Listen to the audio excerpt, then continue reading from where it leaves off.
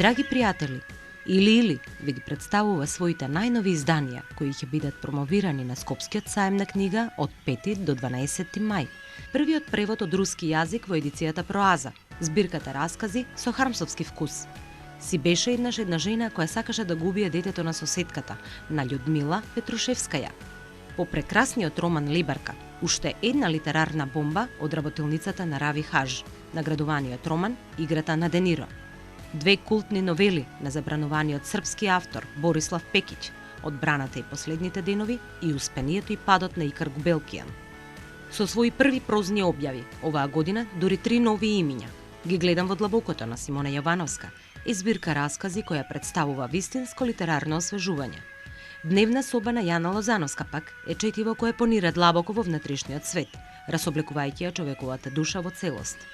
Исповедни финеси на Владко Галевски во негов стил ви открива многу интересни и луцидни животни приказни во кои сите се препознаваме.